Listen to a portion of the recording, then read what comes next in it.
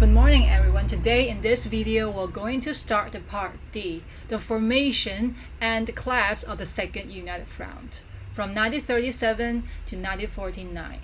In last few videos we talked about the internal rivalries and the Kuomintang encirclement campaign and the Long March. From the above topics, I think the relationship between Chinese Communist Party and the Nationalist Party was the worst kind of relationship, right? They were enemies. They can't really tolerate the coexistence of each other. I don't think by any chance that they seemed too willing to form a united front, especially when they failed the first one. But two important lessons we learned from history are, firstly, we have no lasting friends, no lasting enemies, only lasting interests, from Winston Churchill. And secondly, my enemy's enemy is my friend. And since then, they started to share the same enemy and the same interest. So as a result, they decided to form the Second United Front. So their shared enemy was Japan. When they invaded in China in 1931, ignored the League of Nations denouncement, withdrew from the League of Nations, and further invaded China in 1933. Right? We already talked about the Manchurian crisis while we were in Form 3. We also discussed about why Japan they constantly have aggressions in China. If you forget it already, feel free to check the videos on the attempts of modernization of Nanjing government in previous lessons and videos. So since the country now under attack, it was a time for the parties to fight against the external enemy together instead of a civil war, instead of an internal rivalries, right? So firstly, I think it is important for us to find out, who do you think, Communist Party or the Kuomintang, should be the one who compromise first and propose this kind of unification? Here is an appealing manifesto entitled "Together We Confront the National Crisis." The first paragraph is quoted here. We will struggle to fulfill completely Dr. Sun's three people's principles which best answer China's needs today. So, which party do you think has issued the above appealing manifesto? It looks like the answer should be Kuomintang, right? Because Dr. Sun Yat-sen was their respected leader, and his three people's principles were the basic principles and rationale of forming the Nanjing government. But actually, this appealing manifesto was issued by the Communist Party instead, changed in the position of the Communist Party.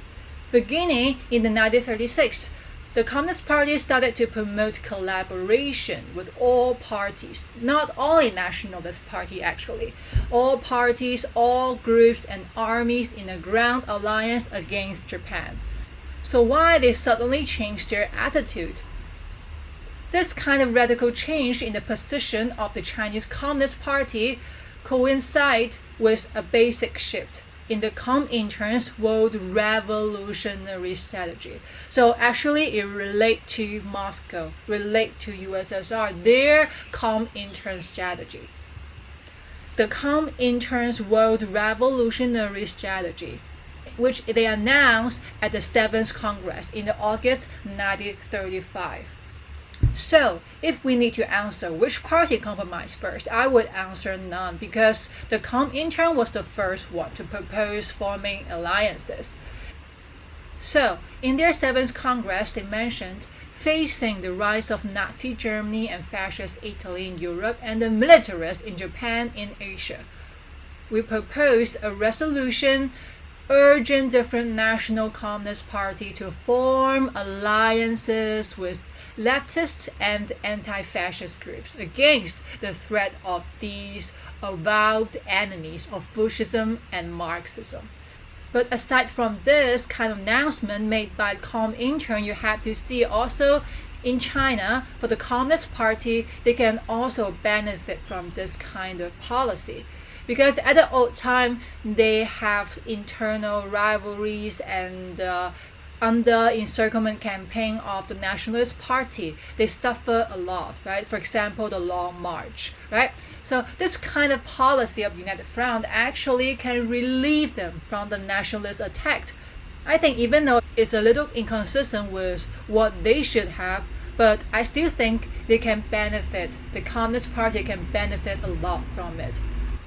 So more importantly, when the Communist Party, they started to propose the United Front, it gained huge support from the people, both in rural areas and in urban areas, because people, they all want to unite it together to against the Japanese, right? This kind of popular pressure mounted feverishly demanding an end to the Civil War and the turning guns against the Japanese. So what people really want these days is to end the Civil War. And because we are all Chinese after all, right? As the Chinese people, we should fight for our nation, which is against the external attack from another nation, Japan, right? So people actually, they urge them to form a united front and to fight Japanese together. With the sponsor of the Chinese Communist Party, they started to form some organizations and slogans to urge the whole nation to fight against the Japanese together. For example, this one: Chinese must not fight Chinese. Even in nowadays, just last year, in January 2019, Chairman Xi quoted this in a message to compatriots in Taiwan. So you have to see these words are actually from the First Civil War period. So we can conclude that at this stage, Communist Party and a lot of citizens in China were urging for a united front, the second united front. So how about the feedback from the Kuomintang? What's their attitude? The unchanged attitude of Chiang Kai-shek. So from this title, actually it's obvious that he kept his attitude unchanged. To encounter Japanese aggression, the Nanjing government had decided on the policy of domestic consolidation before an external war. That means nothing can be more important to eliminate the Communist Party first, to solve the internal problem before the external war with Japan. So in return, Chiang Kai-shek's response to Japanese attacks was very low-key and defensive. He believed that China was too large a country for the Japanese to occupy. So without exhausting themselves, a protracted occupation would mean war and the eventually defeat of Japan. He defined his approach as trading space to buy time. I won't say his strategy is totally wrong, but I think one very important negative impact of this strategy is that the citizens under Japanese occupation and attack have to suffer a lot. Different massacres and killings and raping and robbery happened in different cities of China. So as a result, even still under the Japanese attack, Chiang Kai-shek was still anxious to finish the Communist Party once and for all. So confidently, instead of stop Japanese aggressions, he ordered Zhang Xueliang and also Yang Hucheng to mount an offensive against the communists. But all these people, after years of encirclement policies, right? These people are really homesick and weary of a civil war, especially when they saw all those United Front propaganda and slogans. Chinese don't fight Chinese. So this kind of cultivation of this deep dissatisfaction with Chiang Kai-shek's response to the Japanese threat came with a mutiny, a coup, a rebellion, a betrayal among his own troops in December 1936. These two commanders were won over to the United Front. The mutiny at Xian, or Xian incident. It's a time when in 1936 Chiang Kai-shek paid a visit to Xian. His plan was to berate his Kuomintang force for their slowness in crushing the communists. So, but ironically, he found that the table turned. Zhang Xueliang, whose warlord father had been killed by Japanese, actually had been persuaded by the Communist Party to commit himself to the anti-Japanese struggle and to use his contacts with the nationalists, which is to embarrass Chiang Kai-shek. So in reality, he was seized by chiefs acting under the orders of General Zhang Xueliang and Yang Hucheng, and Chiang Kai-shek was handed over to Zhou Enlai, who was a close friend of Mao Zedong. So for Chiang Kai-shek, by finding himself in an impossible position, he gave in. He admitted the formation of the Second United Front, pledged to wage unceasing war against the Japanese aggressors. This is also the reason why the Communist Party issued Together We Confront the National Crisis in July 1937. And you also need to see that CCP in return also made some compromise to Kuomintang. Instead of threatening, okay, this is a threatening. So instead of a total threatening,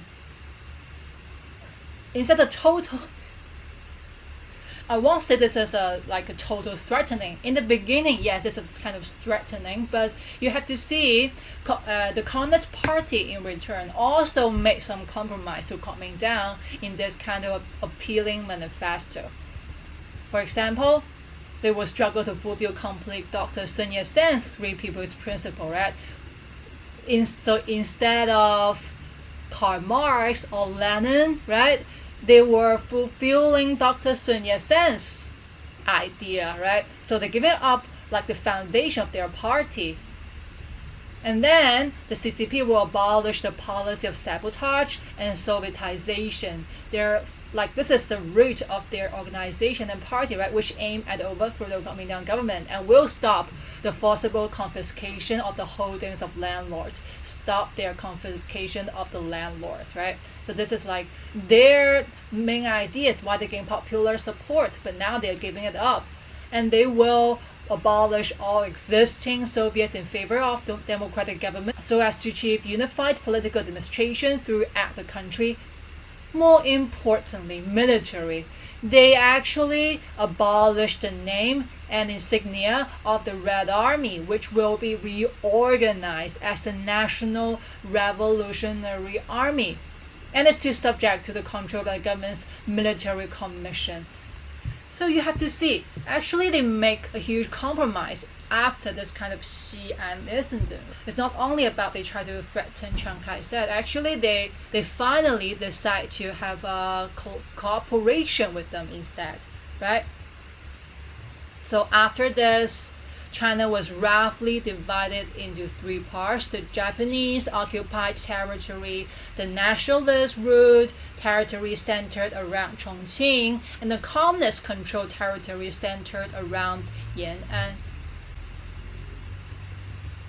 So my question for this class is this: given the bitter relations between Chiang Kai-shek and the communists, why didn't the Communist Party just simply kill him in the Xian incident, but instead allowing Chiang Kai-shek remain as the recognized leader of China? They abolished their army.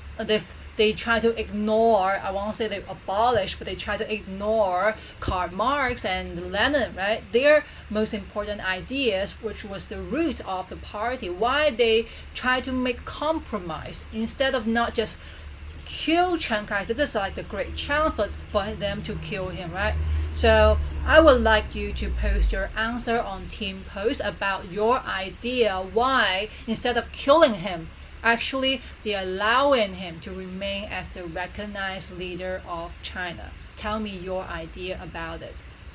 And also for next class, we are going to find out this: no policy of Mao's was responsible for his ultimate success than that of the Second United Front.